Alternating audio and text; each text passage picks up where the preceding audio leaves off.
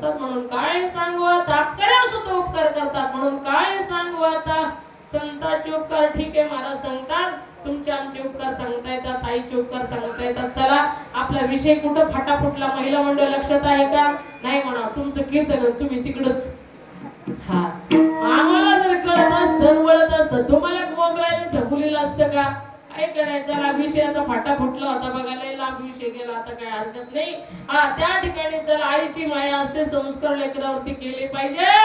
त्या ठिकाणी ती माय रडू लागली, हो रडू लागली.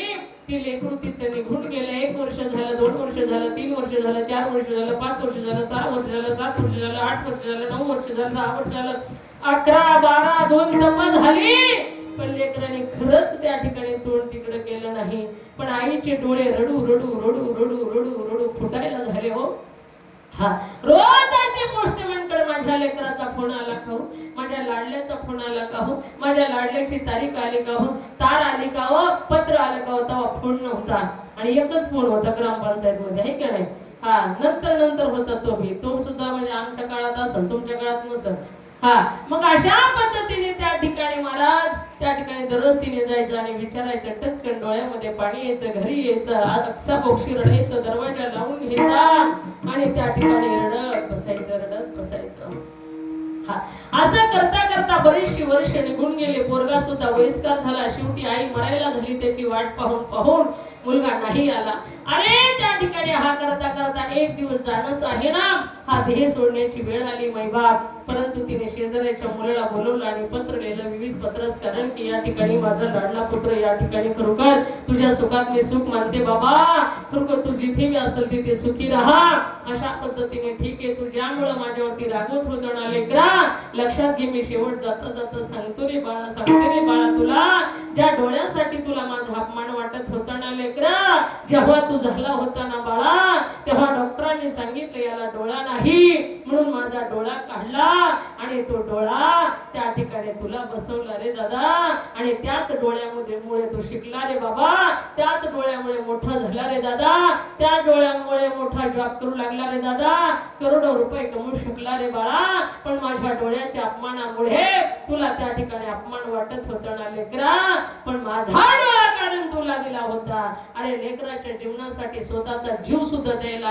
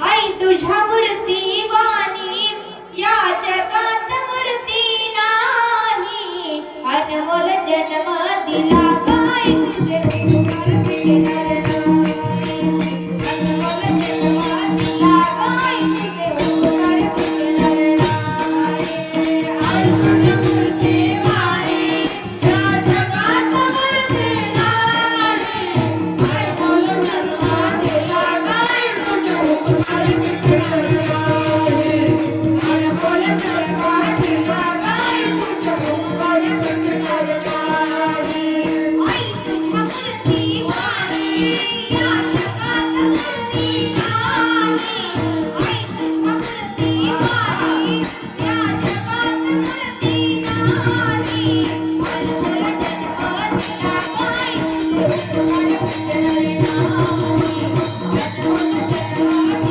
गाय तुझे उपकार भेटणार नाही आई तुझ्या मूर्ती वाणी या जगात मूर्ती नाही अनमोल जन्म दिला गाय तुझे उपकार भेटणार नाही अनमोल जन्म दिला गाय तुझे उपकार भेटणार नाही बालपणी मी खेळत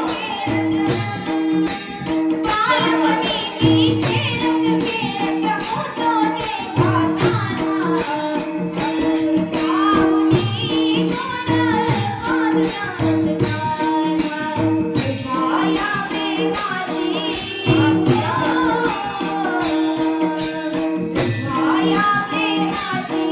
कधी जाणी वसाली नाही अनमोल जन्म दिला गाय तुझे उपकार भेटणार नाही अनमोल जन्म दिला गाय तुझे उपकार भेटणार नाही अनमोल जन्म दिला गाय तुझे उपकार भेटणार नाही अनमोल जन्म दिला गाय तुझे उपकार भेटणार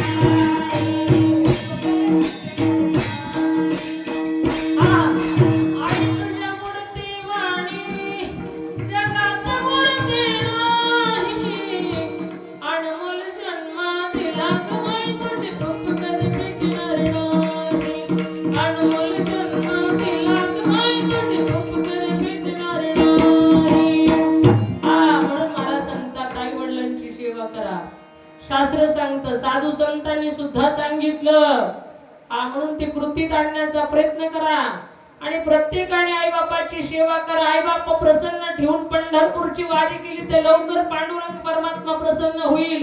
आणि आई बाप उपवाशी मारून त्यांच्या डोळ्यामध्ये पाणी आणून जर तुम्ही पंढरपूरला जाण्याचा प्रयत्न केला तर देव मात्र खरोखर तुम्हाला नाक डोळं मोडल्याशिवाय राहणार नाही आणि तुमच्याकडे पाठ केल्याशिवाय राहणार नाही. म्हणून त्याच्यासाठी आई वडिलांची सेवा करा हे सांगणं सध्याच्या काळाला गरजेचं आहे.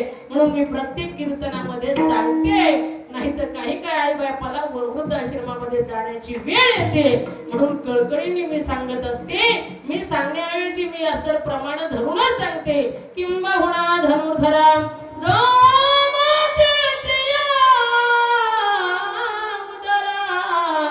तो मात्याचा सोयरा माझ्या माऊलीने सुद्धा सांगितलं आई वडिलांची सेवा करायला दादा. म्हणून तुम्ही सुद्धा आई वडिलांची सेवा करा. म्हणून महाराज सांगतात आईचे उपकार आई असताना डोळा तर दिला मै बाप पण जीव द्यायला सुद्धा मागं घेत नाही. हे आईचे उपकार तुम्हाला सांगितले. बापाचे उपकार तसेच आहे. महाराज सांगतात स्वतः फाटकं घालीन पण लेकराला 1000 रुपयाचा ड्रेस आणील. स्वतः फाटकी चप्पल घालीन पण लेकराला 2000ची चप्पल आणीन. स्वतः उपाशी राहील पण आपल्या लेकराला असणारे मेसची सोयी सुविधा केल्याशिवाय राहणार नाही. हळाची गाडा रक्ताचं पाणी करणारा तो बाप असतो. बाप स्वाभिमानी बाळा त्याचा कण खर कण त्याच्या हृदयात सुद्धा लाजाळूची संवेदना. त्याची पहाडाची छाती त्याची हृदय गुलाब त्याच्या घामाना सुद्धा हिऱ्या मोत्याचा रुबाब. बाप साठवितो अश्रू वाट पाहे त्या क्षणाची रे.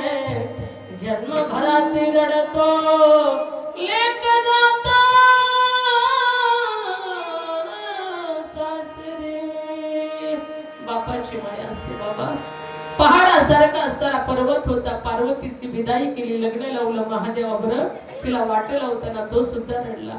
विधीही असताना जनक राजा सीतामाईला वाट लावताना तो सुद्धा रडला. जीवनामध्ये बाप तीनदा रडत असतो बाबा, तीनदा रडत असतो. एकदा रडतो मुलाने आपला अपमान केल्याच्या नंतर. अरे ज्याच्यासाठी हाडाची काढ केली, रक्ताचं पाणी केलं, उभं आयुष्य त्याच्यासाठी जाळलं. मनाला वाटलं ते वाटलं, कधी इच्छा झाली जिलेबी खायची तर खाली रे, रुपया त्याच्यातला साठवून ठेवला रे. याच्या लेकरा बाळाला होईल, याच्या सर्व्हिसला होईल, याच्या शिक्षणाला होईल. पण तोच पोरगा चहा प्यायचं का म्हणून विचारत नाही. त्या बापाच्या डोळ्यात पाणी येणार नाही का माईबाप? नक्की येणार. म्हणून माईबापांची सेवा करा म्हणून बाप दोनदा तीनदा रडत असतो. आणि एकदा मुलगा आपल्यातून वेगळा राहिल्याच्या नंतर बापाला रडत असतं. आणि तिसऱ्यांदा म्हणजे कलिजे का तुकडा आपली एकुलती एक मुलगी ज्यावेळेस तिचं लग्न लावून तिला सासरी नांदायला पाठवतो त्यावेळेस बापाच्या डोळ्यामध्ये पाणी येत असतं बाबा. बाप दाखवत नसतो रे. मुलीला वाट लावल्याच्या नंतर घरामध्ये संध्याकाळी मुशीमध्ये तोंड खुपसू रडत असतो. पण आया बायांचं लवकर जवळ रडू असतं. त्यांना एकीमेकीच्या गळ्यामध्ये पडून त्या सराखवर भडा भडा भडा बोलून आरडून मोकळे होत्या. म्हणून तर महिलांना अटॅक येत नाही बघा. पुरुष हा सरा सगळ्या गोष्टी दाबून ठेवतो म्हणून त्याच्यावरती जास्ती. आता पाहतो आपण त्यांच्याकडे तसं जास्ती अटॅकचं प्रमाण आहे का? मोकळं झालं पाहिजे माणसाने. मनातल्या गोष्टी कुठेतरी बोललं पाहिजे, कुठेतरी सांगितलं पाहिजे. दाबून ठेवायचे नसते आता. ते दाबून दाबून दाबून दाबून दाबून महाराज अटॅक येतो, छातीवरती दाब येतो. आणि त्या ठिकाणी माणसाच्या जीवनामध्ये सुखही पचवता आलं पाहिजे आणि दुःखही पचवता आलं पाहिजे, आहे का नाही? जीवनामध्ये चढउतार चालूच असतात, सुख दुःख पचवता आलं पाहिजे. एका मावशीला लॉटरी लागली 25-30 लाखाची, 30 लाखाची लागली. लागल्याच्या नंतर गावचे सरपंच आले आणि म्हटले महाराज तुम्ही जा त्या मावशीचा आधी शांतवण करा, नंतर पैसे तिच्या हातामध्ये देऊ म्हटले. कळतंय ना महिला मंडळ? हा लॉटरी 30 लाखाची म्हणल्या महिला मंडळ टावकारल्याच. असे खुश चेहरे दिसले म्हणजे मला समाधान वाटतं. प्रसन्न आहेत माझ्या माता भगिनी. ठीक आहे मग त्या ठिकाणी पाठवलं महाराजांना. मला नाही बरं का, मला नाही मारायचं लवकर. महाराजांना पाठवलं आणि पाठवल्याच्या नंतर गेले. म्हटले मावशी जय हरी. ती म्हटली बाबा लयच वाटवून आला, काय काम आहे? म्हटले तुमच्यासाठी चालू, तुमच्या हितासाठी. म्हटले काय माझं हित? अरे म्हटले 30 लाखाची लॉटरी तुला जर लागली म्हणले नाही, जर लागली, जर तरचा प्रश्न आहे, जर लागली तर तू काय करणार म्हातारे? म्हातारे म्हणले बाबा त्याच्यातले 15 लाख तुला आज येऊन टाकेल बाबा. बाबाला तिथंच अटॅक आला ना. बाबा म्हणलं काही वेळ कष्ट करता 15 लाख आयुष्य गेलं, लाख कमवता आले नाही आणि 15 लाख बाबालाच पचवता आला नाही. तो आनंद तिथंच कॅप केलं बाबा. येत बेतवाड निवर्तन देतात धाम माणसाला सुख दुःख पचवण्याची क्षमता पाहिजे. महाराज सांगतात हे पचवता आलं पाहिजे. विठ्ठला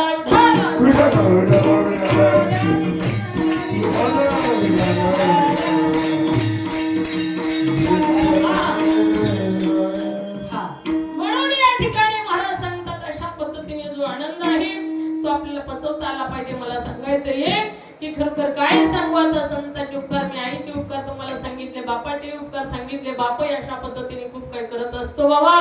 पृथ्वीचे उपकार सांगितले. पृथ्वी माता सगळ्यांच्या अपराध पोटामध्ये घेते. उठलं की आपण थुकतो वगैरे वगैरे वगैरे सगळं काही करतो. सगळ्याचा विधी सगळं काही करतो. माता कधी तुमच्यावरती रागवली का? नाही. पृथ्वीचा सुद्धा गुणधर्म घेतला पाहिजे. सूर्यदेवाचे सुद्धा आपल्यावरती उपकार आहे. उगवणं आणि मावणं हा त्यांचं काम आहे, पण जाता जाता प्रकाश देणं हे त्यांचा परोपकार आहे. तुम्ही आम्हाला असं तुमच्या आमच्यावरती परोपकार करतात. त्यांनी कधी मीटर मागितलं का? एवढे युनिट जळाले, एवढं वगैरे वगैरे काही बिल आलं, असं काही झालं नाही. तुम्हाला असं पैसे मागतात ते प्रकाश देतात. हे सूर्यदेवाचे उपकार आहेत बघा. म्हणून त्या ठिकाणी 5 उपकार महाराज सांगतात. गंगेचा सुद्धा उपकार आहे. वाटतं का 11 वाढले की सांगा मला. पाहता लई ह्यात लावायच्या पण चला थोडक्यात घेऊ. आहे ना टाइम सांगायचं बरं का, काही घ्यायचं नाही, तसं टेन्शन बी घ्यायचं नाही. बिंदास सांगायचं 11 वाजल्या. जय हरी. विडाल विडाल